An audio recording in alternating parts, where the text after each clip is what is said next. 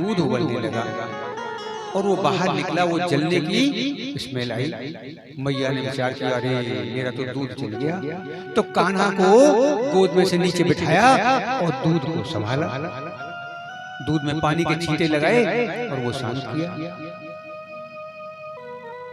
अब तो कान्हा ने विचार किया कि मैया मुझसे तो झूठा ही प्यार करती है। जब लौट के आई मैया तो कान्हा ने कहा, मैया मैया सुनो, मैया तो दूध प्यारो है कि पूत प्यारो है, एक बात बता। अब जैसे ही कान्हा ने ऐसा प्रश्न किया, मैया तो आत्मविभोर हो गई कि देखो मेरो कान्हा कैसे कैसे प्रश्न कर रहे हैं। अभी से मैया ने गले से लगा लिया कान्हा को उठाकर और कहा, लाला बेटा कनुआ, मो तो दूध प्यारो है और पूतो प्यारो है, मो तो दोनों प्यारे हैं। और सबको पहले माताओं को दूध और दूध दोनों ही प्यारे हैं।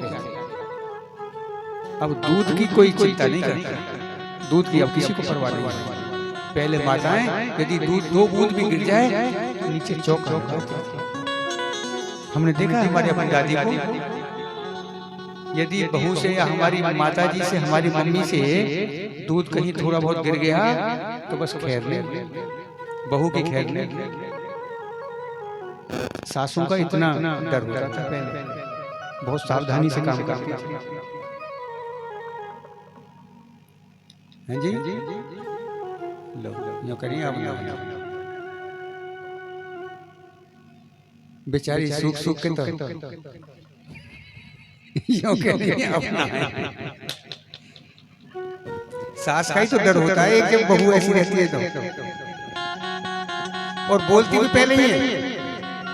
कहते हैं चोर की दाढ़ी में तिनका, इतने सारे लोग बैठे मगर बोलेगा ये कि अब ना, और 2 बार देख ले बहू की तरह। भगवान जय जय श्री। अरे सास का मतलब समझते हो क्या? सास का मतलब है जिस बहू की सास के, जिस बहू की बुढ़िया के सामने सांस बंद हो जाए वो सास होती है। मगर अब उल्टा हो रहा है।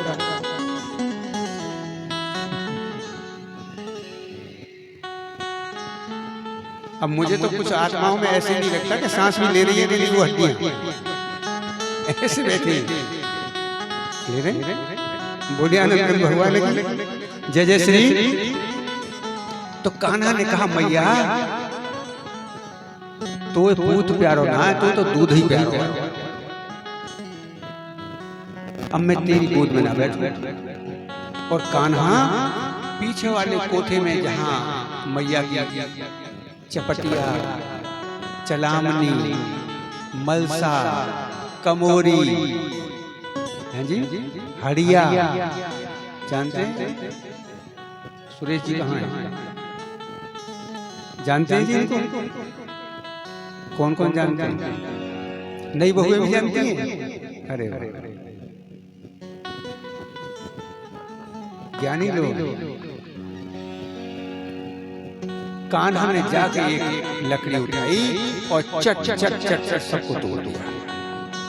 मैया बड़ी, मैया ने आवाज सुनी, इसने तो सब बर्तन तोड़ दिए। जाके देखा तो दही बिखरी हुई, दूध बिखरा हुआ, सब मक्खन की चपटियां फोड़ फोड़। मैया बड़ी रुष्ट हुई और एक कमची उठाई, आज नहीं छोड़ूंगी, आज नहीं छोड़ूंगी, तेने मेरी ददिया सास के जमाने की चलामनी फोड़ दी। माताओं को उन दिनों उन बर्तनों से बड़ा प्रेम होता था।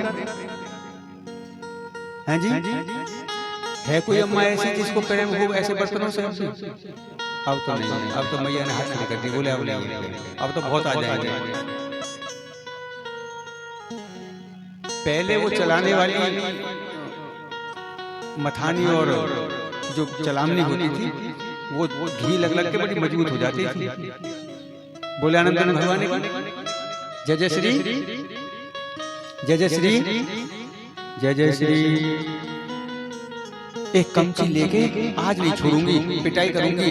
कान्हा दौड़े, अब कान्हा आगे आगे चल रहे हैं और मैया पीछे पीछे। मैया थोड़ी भारी मैया भी थोड़ा कम दौड़ा जाता है और जो हल्का होता है वो तेज दौड़ लेता है। अब मैया तो वैसे तो यहाँ की मैया तो और तेज दौड़ ले। कान्हा ने पीछे मुड़ के देखा कि मेरी तो मैया को पसीना आ गया। कान्हा रुक गए, कान्हा को पकड़ लिया और लेकर आई और ऊखल से बांध दिया। बोले आज तुझे नहीं छोड़ूंगी। भगवान के हाथ रस्सी से बांधे, एक गांठ लगाई, दो गांठ लगाई, फिर तीसरी गांठ लगने नहीं आई तो मैया ने और रस्सी जोड़ी, फिर भी उतनी गांठ लगी। भगवान ने सोचा मैया तो दुखी हो रही है, अपने आप बंध गई और मैया अपने काम में लगी। कान्हा ने क्या किया कि वो ऊखल जो खड़ा हुआ था जिससे बांधा था उसको गिराया और धीरे धीरे धीरे धीरे घसीटते हुए द्वार के बाहर ले गए। द्वार के बाहर दो वृक्ष खड़े थे अर्जुन के, इन दोनों का नाम था यमला अर्जुन। दोनों वृक्ष खड़े, उन दोनों वृक्षों के बीच में ऊखल को फंसाया और धीरे से झटका दिया कि ये दोनों वृक्ष तड़ तड़ करके नीचे गिरे। अब जैसे ही वृक्ष टूटने की आवाज हुई सब लोग दौड़े, ये वृक्ष कैसे टूटे और दोनों टूटे, एक साथ टूटे। सबको आश्चर्य। नंद बाबा आए दौड़े दौड़े तो दोनों वृक्षों के बीच में कान्हा पड़े पड़े थे। मैया अब जैसे कान्हा को देखा,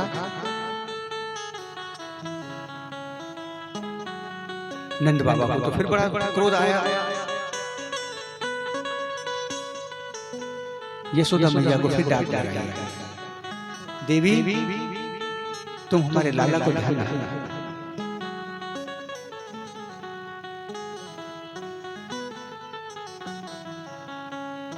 और इन दोनों वृक्षों से दिव्य ज्योतियां निकली और इन दोनों ज्योतियों ने भगवान कृष्ण के चरणों में प्रणाम किया। देखिए दिव्य ज्योति ने भी ज्योति के रूप में भी साष्टांग प्रणाम किया। यहाँ देखो लिखा है कृष्णम प्रणम्य शिरसा अखिल लोकनाथम। कैसे प्रणाम किया? कृष्णम प्रणम्य शिरसा अखिल लोकनाथम। अखिल ब्रह्मांड के नायक भगवान कृष्ण के चरणों में प्रणम्य शिरसा, सिर को चरणों में रखकर प्रणाम किया। और प्रणाम का तरीका यही है, ऐसे ही प्रणाम करना चाहिए। इससे हमें शक्ति ज्यादा मिलती है। और फिर दोनों हाथ जोड़कर खड़े हुए प्रणाम करने लगे, निवेदन करने लगे, विनती करने लगे। नमः परम कल्याण, नमः परम मंगलम, वासुदेवाय शांताय यदुनां पतये नमः। हे परम कल्याणकारी, हे परम कल्याण साधन साध्य स्वरूप आप परमपिता परमात्मा को हमारा प्रणाम है। वासुदेवाय शांताय यदुनां पतये नमः। हे यदुवंश शिरोमणि आपको हमारा प्रणाम है। हे वासुदेव आपको हमारा प्रणाम है। प्रभु आपने हमारा उद्धार कर दिया, आपने हमारा कल्याण कर दिया। हम तो श्रापित थे, आज हम बाहर मुक्त हो गए, जीवन मुक्त हो गए। ये कौन थे? ये कुबेर के दो पुत्र थे पूर्व जन्म में, मणिग्रीव और नलकुबर। एक दिन ये दोनों कुछ स्त्रियों के साथ जल क्रीड़ा कर रहे थे। तो जल में स्नान करते समय निर्वस्त्र थे। नारद जी को आते हुए देखा। नारद जी को देवियों ने देखा तो देवियां तो जल से बाहर निकल के तुरंत आई और उन्होंने वस्त्र धारण कर लिए। मगर ये क्योंकि ये कुबेर के पुत्र थे, इन्हें अभिमान था कि हमारा कौन क्या बिगाड़ेगा। नारद जी क्या है, नारद जी ने आकर देखा ये तो निर्लज्ज है, इन्हें लज्जा नहीं है, इन्हें छोटे बड़े का कुछ भान नहीं है, इनको व्यवहार भी नहीं आता कि बड़े के साथ कैसा व्यवहार करना चाहिए।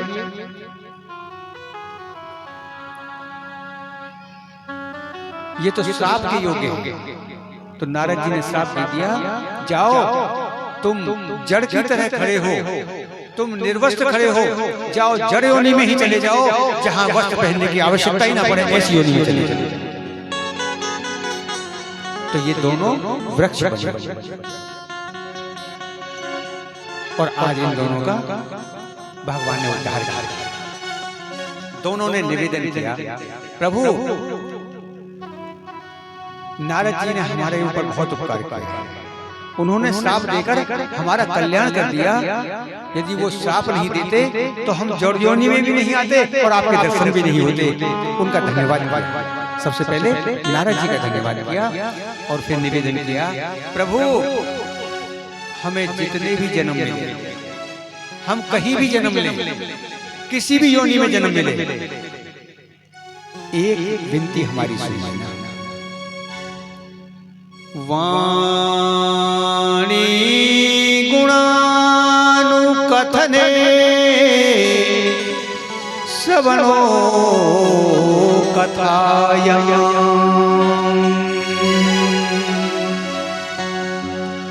हस्तौ च कर्मसु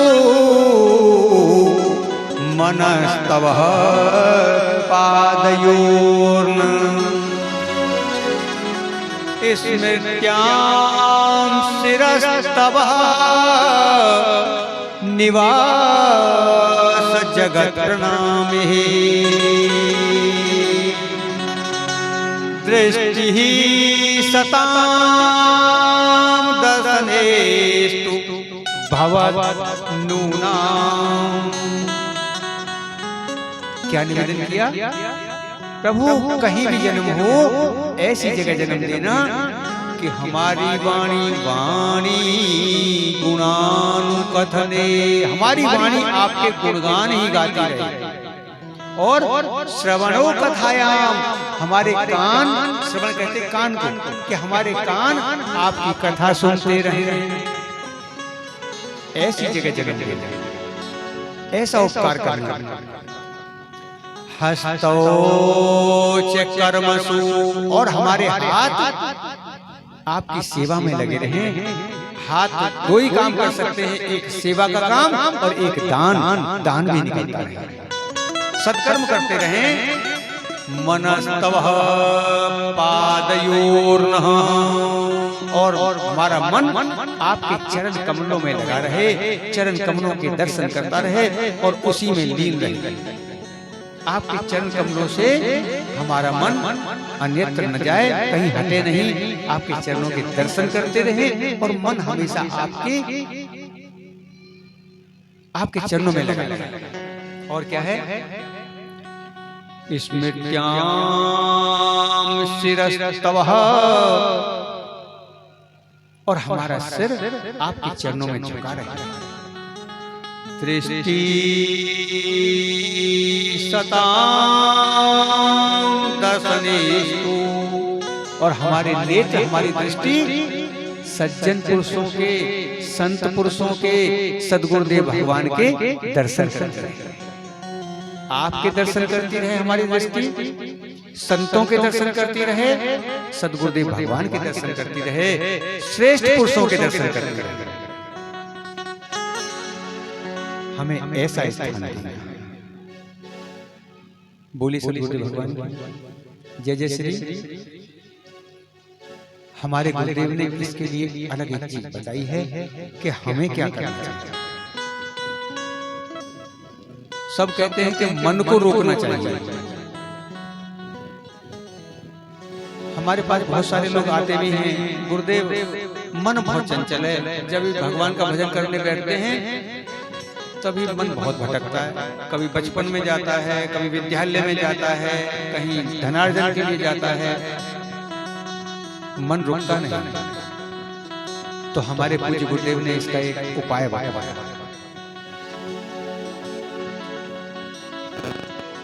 मन को रोको मत, मन को जाने दो, उसकी पूरी लगाम ढीली छोड़ दो। जितना मन को रोकोगे वो उतना ही भागेगा। बच्चे को जहां से रोकोगे बच्चा वहीं जाएगा। जाता है कि नहीं जाता है बता दो। बच्चे को जिस जगह से रोकोगे उतना ही उल्टा चलेगा। ऐसे ही ये मन है। तो मन की पूरी लगाम छोड़ दो, मगर करना क्या है फिर? यत्रैव यत्रैव मनो मदीयम् तत्रैव तत्रैव तव स्वरूपम् यत्रैव यत्रैव शिरो मदीयम् तत्रैव तत्रैव पदद्वयं ते तत्रैव तत्रैव पदद्वयं ते। क्या कहा? यत्रैव यत्रैव मनो मदीयम्, जहां जहां भी हमारा मन जाता है जाने दो, मगर वहां वहां क्या करना है? ऐसा भाव बनाओ कि जहां मन जा रहा है तत्रैव तत्रैव तव स्वरूपम, वहां वहां भगवान का ही स्वरूप है। यहाँ से आप घर में देखते हैं, रसोई में भगवान खड़े हैं, ड्राइंग रूम में भगवान खड़े हैं, कुर्सी के ऊपर भगवान बैठे हैं, मंदिर में भगवान बैठे हैं। जहाँ भी मन जाता है, जहाँ स्मृति जाती है, टेंट में भी ध्यान रखो तो वहाँ सब भगवान बैठे हुए हैं। जहाँ भी जाएगा वही भगवान। दीवार में भी भगवान है, खंबे में भी भगवान है। खंबे में भगवान है कि नहीं बताओ? नहीं है। हाँ जी, तुमने तो देखा था कल खंबे में भगवान नहीं? ये लाली कथी कौन कौन थे कल कथा में? परसों कौन कौन थे खंबे में भगवान को? सुना किसी ने? बस 2-3 आदमी ने सुना, वो जो बाहर से आए, मामा जी और सुरेश शर्मा जी ने तो